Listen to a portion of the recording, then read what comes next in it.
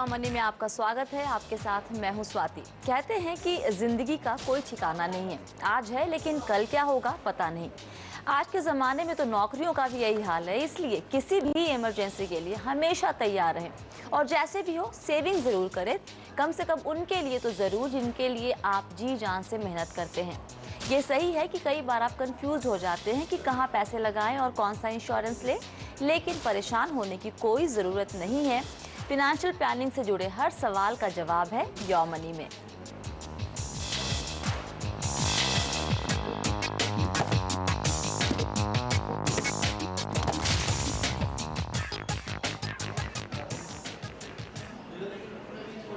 Your money में आज हमारा फोकस है म्यूचुअल फंड पर और आपके सवालों के जवाब देने के लिए हमारे साथ हैं हमारे खास मेहमान investonline.in के MD अभिनव एंग्रिश। अभिनव, बहुत बहुत स्वागत है शो में आपका। Thank you sir.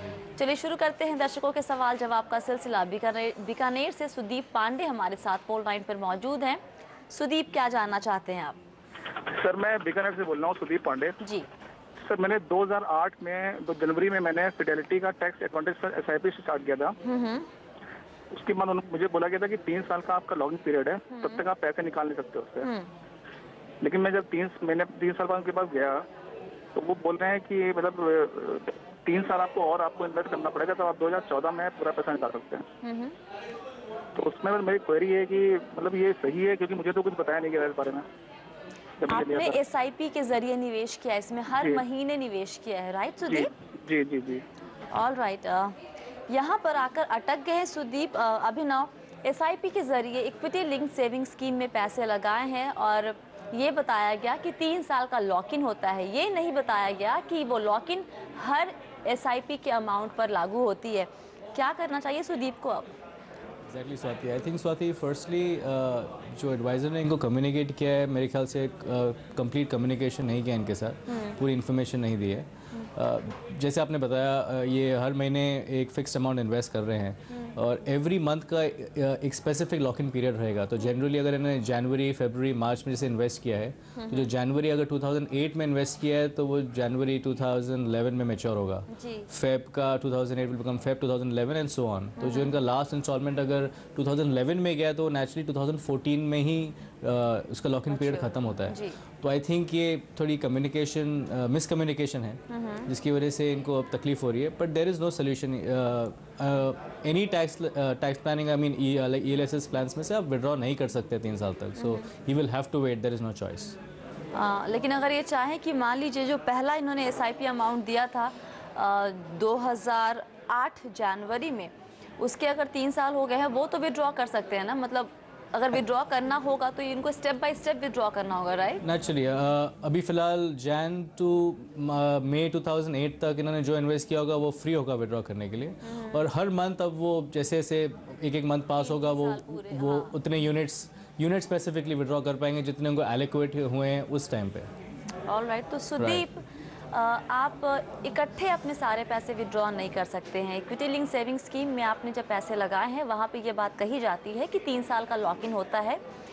3 साल का लॉक इन लमसम के लिए भी होता है और SIP के लिए भी होता है। लमसम अगर आपने 2008 जनवरी में लगाया होता तो अभी विड्रॉ करने में कोई प्रॉब्लम नहीं होती, लेकिन क्योंकि आपने हर महीने इन्वेस्ट किया है तो हर एक प्रीमियम का, हर SIP का 3 साल के बाद ही आप विड्रॉ कर पाएंगे, उसके पहले पॉसिबल नहीं है।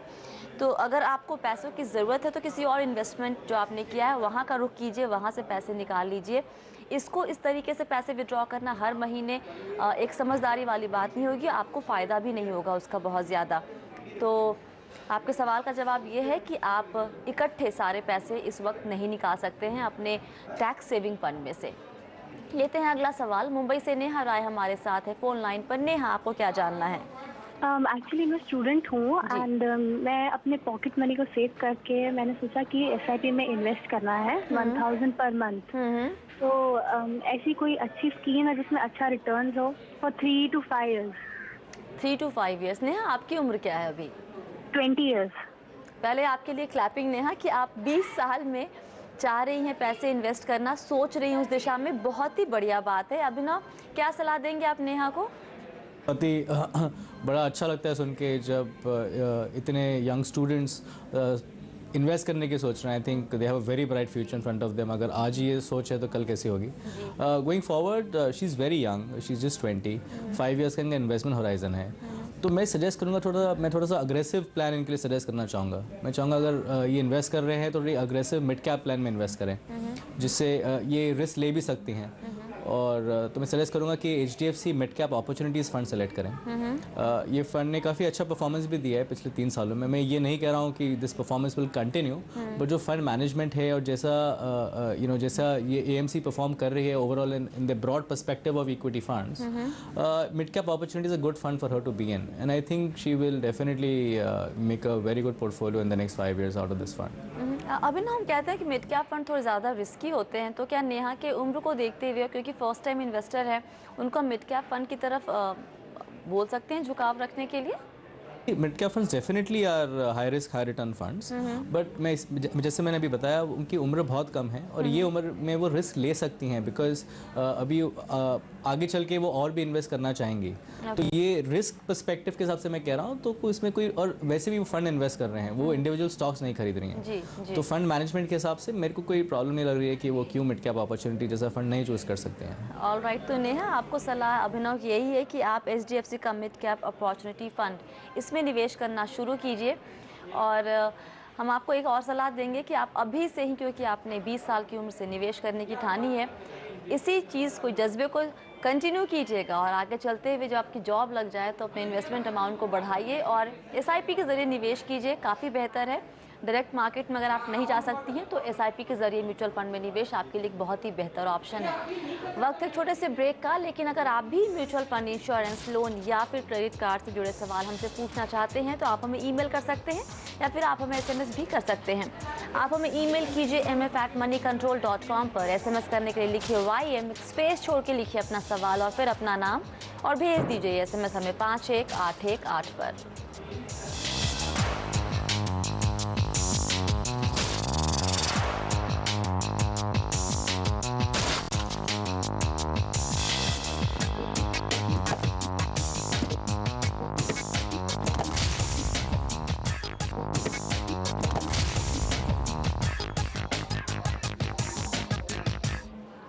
योर मनी में आपका एक बार फिर से स्वागत है। आज हमारा फोकस है म्यूचुअल फंड पर और आपके सवालों के जवाब दे रहे हैं हमारे खास मेहमान अभिनव एंग्लिश। लेते हैं अगला सवाल, दिल्ली से मधुसूदन राव का सवाल लेते हैं। राव साहब, क्या जानना चाहते हैं आप? नमस्ते मैडम। नमस्ते सर। मेरा क्वेश्चन ये है कि अगर if I start SIP through agent, the agent commission will be charged from my SIP amount or company will pay it separately? What is the difference investing through agent and directly through the company? All right, Abhinav से जानते हैं। अभिनव बताइए कि अगर मधुसूदन जी किसी agent के through अपना investment शुरू करते हैं तो जो चार्जेस होंगे वो कहाँ से लिए जाएंगे और क्या फ़ायदा होता है खुद से इन्वेस्ट करने में और एजेंट के थ्रू या फिर एडवाइज़र के थ्रू इन्वेस्ट करने में?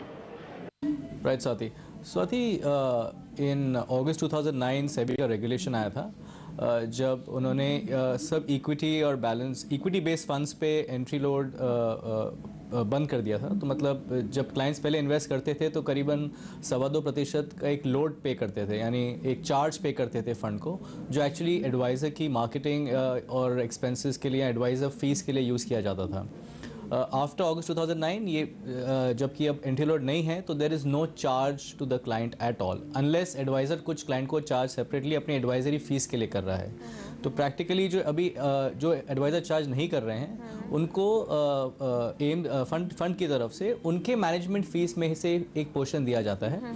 तो क्लाइंट के लिए प्रैक्टिकली कोई डिफरेंस नहीं है। इनफैक्ट अगर कोई एडवाइज़र चार्ज नहीं कर रहा है तो क्लाइंट को एक फ्री एडवाइस भी मिल रही है। हालांकि एक एडवाइज़र के थ्रू जाने में डेफिनेटली बेनिफिट्स ये हैं क्योंकि उनको मार्केट्स के सब स्कीम्स के बारे में पता रहता है, कौन सी स्कीम कहाँ इन्वेस्ट कर रही है। वो सिर्फ एक जो फंड की मार्केटिंग स्कीम्स होती है उनके हिसाब से नहीं जाती हैं, तो वो एक्चुअली क्लाइंट्स को एक प्रॉपर फाइनेंशियल एडवाइस दे सकते हैं। तो मेरे हिसाब से आप जब इतना क्लाइंटों को एक्स्ट्रा कॉस्ट नहीं है इन्वेस्ट करने के लिए, प्लस एडवाइजरी सर्विसेज मिल रही हैं और म्यूचुअल फंड में ऑप्शन इतना चीप मिल रहा है इक्विटी में इन्वेस्ट करने के लिए, आई डोंट थिंक कोई ऑप्शन मार्केट में अवेलेबल होगा जो इक्विटी एडवाइस इतनी प्रोफेशनल एडवाइस आपको इतनी फ्री और चीप मिल सकती है, तो definitely you should choose an advisor to invest. मतलब ये कि अगर ये 2,000 रुपये निवेश करते हैं किसी एडवाइजर के थ्रू भी, तो भी इनके पूरे के पूरे 2,000 रुपये निवेश किए जाएंगे, उसमें से कोई पैसे नहीं there is no difference in, कुछ डिफरेंस नहीं है डायरेक्ट करने में, एडवाइजर के थ्रू करने में, इनको एग्जैक्टली उतने ही यूनिट्स एलोकेट किए जाएंगे। ऑलराइट, चलिए लेते हैं अगला सवाल। पुणे से सुरभि जैन हमारे साथ फोन लाइन पर मौजूद है। सुरभि, आप क्या जानना चाहती हैं?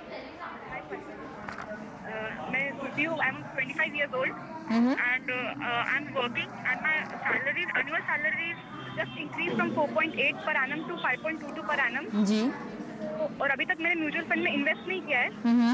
मुझे कोई ऐसी स्कीम जाननी है जिससे मेरा वेल्थ क्रिएशन भी हो और जिससे टैक्स में भी मुझे बेनिफिट मिले। ऑलराइट, कब तक के लिए चाहती हैं आप निवेश करना? साल भर के लिए, 2 साल के लिए, क्या नज़रिया लेके चल रही हैं आप? 10 तक चलेगा, 10 years, 15 10 years साल तक। के लिए। ऑलराइट, तो सबसे पहले आपको बधाई सुरभि, आपकी सैलरी बढ़ी है। और दूसरी बात, जो दूसरा सवाल था उसका जवाब हम लेंगे अभिनव से। अभिनव, बताइए, चाहती हैं वेल्थ क्रिएशन और टैक्स सेविंग दोनों पर्पस से निवेश करना, इक्विटी लिंक सेविंग स्कीम कैसा ऑप्शन रहेगा सुरभि के लिए? Definitely Swati, equity link saving scheme या ELSS एक अच्छा मोड होगा सुरभि के लिए इन्वेस्ट करने, क्योंकि एक इनको ATC के तहत इनको अप टू 1 लाख रुपीज़ का इनको टैक्स बेनिफिट मिलेगा, बिसाइड्स इक्विटी एक्सपोजर भी मिलेगा। जी। अगर 10 साल के लिए इन्वेस्ट कर रहे हैं और अगर इनका ATC एग्जॉस्ट हो भी जाता है तो ये डाइवर्सिफाइड इक्विटी फंड्स भी चूज़ कर सकते हैं। जी। कमिंग टू ELSS, ये ICICI प्रूडेंशियल का टैक्स प्लान चूज़ कर सकती हैं, Birla sun life tax relief plan choose कर सकते हैं, HDFC tax saver fund choose कर सकती हैं, fidelity tax advantage fund choose कर सकते हैं। पिछले 3 से 5 सालों के बीच भी इन फंड्स ने, सभी फंड्स ने 15 से 20% के एवरेज में रिटर्न्स भी दिए हैं। बिकॉज लॉक इन है तो डेफिनेटली फंड मैनेजर को एक ऑप्शन भी रहता है लॉन्ग टर्म इन्वेस्टमेंट के लिए। हालांकि मैं ये भी कहना चाहूँगा कि अगले साल जब DTC इंप्लीमेंट होगा, जो डायरेक्ट टैक्स कोड इंप्लीमेंट होगा, ATC बेनिफिट्स नहीं रहेंगे, ऐसा जो इन्फॉर्मेशन हमको मिला है। बट इस साल जब तक वो मार्च 2012 तक इन्वेस्ट करेंगी, उनको डेफिनेटली ATC का बेनिफिट भी मिलेगा। लेकिन एक बात सुरभि को हम फिर से बता दें कि अगर ये लमसम इन्वेस्ट करती हैं तो 3 साल का लॉक इन होता है। एब्सोल्युटली। तो वो इकट्ठे पैसे विड्रॉ कर पाएंगी। अगर SIP करती हैं तो हर एक इन्वेस्टमेंट का 3 साल का लॉक इन पीरियड होगा, इस बात को ध्यान रखिए। सुरभि, एक बात और भी जानना चाह रही थी अभिनव, वो ये कि कितने चांसेस है कि किसी फंड में निवेश करें और बने रहें अच्छे खासे वक्त के लिए, लेकिन रिटर्न नेगेटिव हो जाए, या फिर जितना इन्वेस्ट किया है बस उतने ही पैसे वापस मिल जाए, इसके चांसेस कितने ज़्यादा होते हैं? देखिए स्वाति, म्यूचुअल फंड्स में इन्वेस्ट करने या कोई भी आप मार्केट लिंक इंस्ट्रूमेंट में इन्वेस्ट करेंगे तो एक गारंटी जैसा वर्ड कुछ नहीं होता है। बट अगर आप लॉजिकली इसको समझिए कि आप इन्वेस्टमेंट कहाँ कर रहे हैं और अगर आपका होराइजन लॉन्ग टर्म है तो ये हिस्टोरिकल फैक्ट है कि आप equity is the best instrument to invest. ऐसा कोई इंस्ट्रूमेंट नहीं है जिसने ऐसे रिटर्न्स दिए जो इक्विटी इन्वेस्टमेंट्स ने दिए हैं। तो लॉन्ग टर्म होराइजन लेके चलें तो आई डोंट सी अ रीज़न कि उनको क्यों नेगेटिव या उनको लॉस होना चाहिए। श्योर, शॉर्ट टर्म में नेगेटिव हो भी सकता है बिकॉज बाजार से लिंक्ड होते हैं सब investments, but long term perspective लेके चलें और I don't see reason why she should lose any money. जी, जैसा कि हम देख भी रहे हैं अपने स्क्रीन पे, जितने भी फंड्स के रिटर्न देख रहे हैं, शायद 6 महीने में या 3 महीने में एक नेगेटिव रिटर्न दिखता है, लेकिन 3 साल या 5 साल का अगर देखिए तो 15 से 16% या फिर 19% का रिटर्न देखने को मिल रहा है। तो शॉर्ट टर्म में ज़्यादा घबराइए नहीं कि अगर आपका रिटर्न नेगेटिव भी आता है या फिर आपको लगता है कि आपके मन मुताबिक रिटर्न नहीं मिल रहा है, थोड़ा वक्त दीजिए अपने इन्वेस्टमेंट को, तब आपको असली फ़ायदा समझ में आएगा और शायद मिलेगा भी। वक्त है एक और छोटे से ब्रेक का, लेकिन अगर आप भी म्यूचुअल फंड, इंश्योरेंस, लोन या फिर क्रेडिट कार्ड से जुड़े सवाल हमसे पूछना चाहते हैं तो आप हमें ईमेल कर सकते हैं या फिर आप हमें SMS भी कर सकते हैं। आप हमें ईमेल कीजिए mf@moneycontrol.com पर। SMS करने के लिए लिखिए YM, स्पेस छोड़ के लिखिए अपना सवाल और फिर अपना नाम और भेज दीजिए SMS हमें 51818 पर।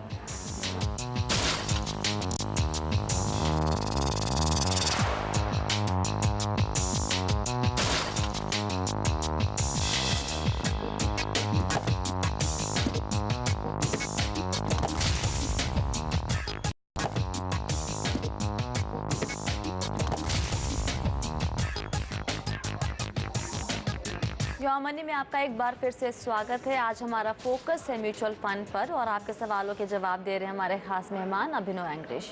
लेते हैं अगला सवाल। दिल्ली से धीरेन्द्र प्रताप हमारे साथ जुड़ रहे हैं। धीरेन्द्र जी, क्या जानना चाहते हैं आप? जी मैं दिल्ली से बोल रहा हूँ धीरेन्द्र जी।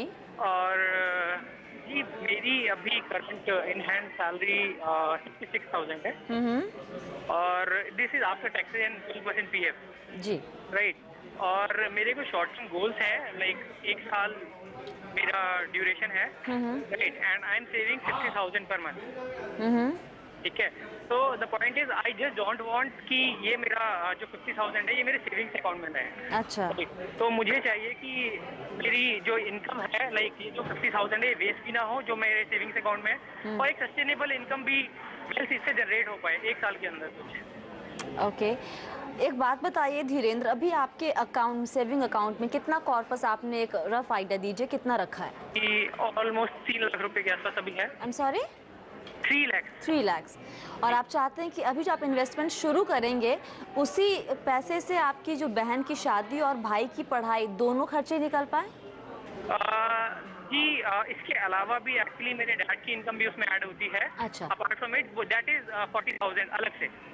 ठीक है। तो अच्छा। डैड और मैं मिलके दोनों इन्वेस्ट करना चाहते हैं। ठीक तो है। कितना चाहते हैं आप हर महीने निवेश करना धीरेन्द्र? जी 50,000 पर मंथ। 50,000 आप हर महीने निवेश करेंगे म्यूचुअल फंड्स में? जी जी। All right. अभिनव, 50,000 रुपये हर महीने धीरेन्द्र निवेश कर सकते हैं। बहुत शॉर्ट टर्म गोल है इनके। एक तो बहन की शादी है 1 साल के बाद और उसके लिए ऑलमोस्ट 10 लाख रुपए की ज़रूरत हो सकती है और भाई की पढ़ाई के लिए करीब 1.5 लाख रुपए। क्या स्ट्रैटेजी इन्हें अपनानी चाहिए? स्वाति, जैसा आपने कहा पीरियड बड़ा शॉर्ट है इनका इन्वेस्ट करने का, 1 साल का। मैं डेफिनेटली इक्विटी फंड्स रिकमेंड नहीं कर सकता यहाँ, बिकॉज बहुत शॉर्ट पीरियड है। मैं ये सलाह दूंगा, इनके पास 2 ऑप्शन हैं। एक, या वो बैंक में, जनरली नेशनलाइज बैंक्स में 1 साल की RDs रिकरिंग डिपॉजिट्स भी होते हैं जिनका रिटर्न अप्रॉक्सीमेटली 8.25 to 8.5% के आसपास होता है। मेरे सजेशन से अगर वो ये ऑप्शन चूज़ करें तो बेटर रहेगा। हालांकि ये ऑप्शन टैक्सेबल भी रहेगा, पर इसमें यह है कि ऑटोमेटिकली हर महीने इनका वो रिकरिंग डिपॉजिट है तो ECS के थ्रू डेबिट भी हो सकता है। So it's very convenient. And तो इसमें अगर उस साल के 6 लाख रुपए अगर इन्वेस्ट करेंगे तो एंड ऑफ द ईयर करीबन 6,30,000 के आसपास का कॉर्पस बन सकता है। It is still better than keeping in the bank account, क्योंकि सेविंग्स बैंक में इनके रिटर्न्स सिर्फ 4% के आसपास ही मिल रहे होंगे उनको। दूसरा ऑप्शन है थोड़ा सा इसमें इनको ये कर सकते हैं कि वो शॉर्ट टर्म फंड्स में इन्वेस्ट ज़रूर कर सकते हैं, जो शॉर्ट टर्म लिक्विड प्लस या शॉर्ट टर्म फंड्स होते हैं। इसमें भी वो लाइक जो अभी करंट रेट चल रहा है करीबन 6.5 to 7% के आसपास चल रहा है, उसमें इन्वेस्ट भी कर सकते हैं। उसमें डिविडेंड इनकम आती है जो फ्री ऑफ टैक्स होती है जी, पर उसमें इनको हर महीने फिजिकली इन्वेस्ट करना पड़ेगा। एक दूसरा, जो इनके पास फिक्स अमाउंट जो इनके पास इन्वेस्टेड है, जो जो इनकी रेडी है अकाउंट में, सेविंग्स अकाउंट में जो 3 लाख रुपए बता रहे हैं जो है इनके पास अवेलेबल, वो एक फिक्स मेच्योरिटी प्लान चूज़ कर सकते हैं जो म्यूचुअल फंड्स के थ्रू ही इनको लेना पड़ेगा। Fix maturity plan is I not say it's similar to fix deposits, तो इसमें फिक्स्ड अमाउंट आपको fix rate of return mention नहीं करते हैं, but it goes as per the market rates. तो अगर आप आज के हिसाब से चूज़ करेंगे तो अगर आप 1 साल का FMP चूज़ करें आपको अप्रॉक्सीमेटली 9 to 9.5% का पोस्ट टैक्स रिटर्न मिल सकता है, which is a good option compare to deposit, because deposit वही रेट में आपको टैक्सेबल होता है जी। तो FMP फिक्स्ड इनके आपके जो फिक्स्ड अमाउंट इन्वेस्ट करने के लिए अपफ्रंट, और RD is a better option for him for his monthly investments, but not SIPs। All right. तो धीरेन्द्र, कोई और सवाल आपके मन में? नहीं, बस द ओनली जो मेरे को दिक्कत थी वो ये थी कि my investment should not be at any risk. अच्छा। Definitely Dhiren, I don't see any risk in both these investments. RD is a very safe option, like जैसे बता रहा हूँ आप नेशनलाइज बैंक के थ्रू करेंगे। FMPs में भी जो पोर्टफोलियो डेवलप होता है, जो पोर्टफोलियो वो क्रिएट करते हैं, अच्छे पेपर्स का क्रिएट करते हैं। FMP में पोर्टफोलियोज बनता है कॉर्पोरेट डिपॉजिट्स का, बैंक डिपॉजिट्स का, जो वेल रेटेड पेपर्स होते हैं, जो आपको इवेंचुअली डिक्लेयर भी किए जाएंगे कि कहाँ आपका इन्वेस्टमेंट किया गया है। तो देर इज़ नो इशू कि you will lose your money और इवन गो नेगेटिव, और आप फिक्स पीरियड के लिए इन्वेस्ट कर रहे हैं, और एग्जैक्टली जैसे FD आपकी मैच्योर होती है, FMP की स्पेसिफाइड डेट होगी, उस दिन आपकी मैच्योरिटी मिल जाएगी। There is no exposure to any equities at all in FMPs, so you don't need to worry about that. Alright, आज के लिए फ़िलहाल योर मनी में इतना ही। बहुत बहुत शुक्रिया अभिनव आज सारे सवालों के जवाब देने के लिए। लेकिन अगर आपके पास भी कोई सवाल है म्यूचुअल फंड, इंश्योरेंस, लोन या फिर क्रेडिट कार्ड से जुड़ा हुआ, तो आप हमें ईमेल कर सकते हैं। आप हमें ईमेल कीजिए mf@moneycontrol.com पर।